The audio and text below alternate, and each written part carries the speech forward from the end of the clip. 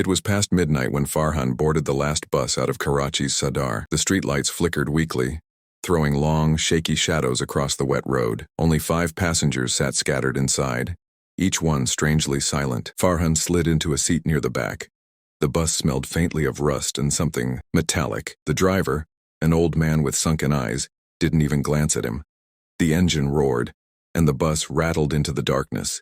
Minutes passed. Outside, the city thinned, replaced by empty streets and unlit houses. Farhan noticed something odd. No matter how far they drove, the same half-broken tea stall kept appearing outside his window. Same tilted sign, same rusted kettle hanging in the corner. His skin prickled. He turned to the man sitting across the aisle, a pale-faced passenger staring straight ahead.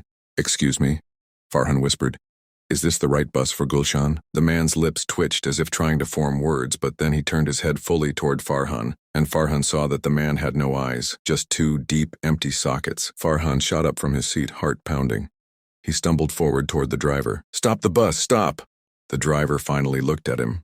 His grin was impossibly wide, his teeth too many to fit in a human mouth. "We can't stop," he said, his voice like gravel scraping metal. "You got on.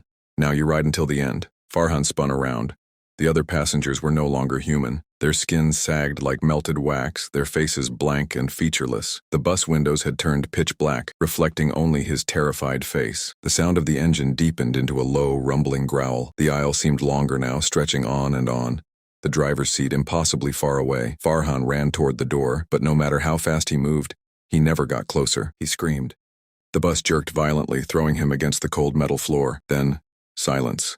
When he looked up, he was back in his seat. The same broken tea stall outside. The same passengers in their seats, frozen like statues. The bus door creaked open. Another man stepped inside, glancing nervously around before sitting down. Farhan tried to warn him, but when he opened his mouth, no sound came out. And that's when he realized he was no longer breathing. The bus began to move again.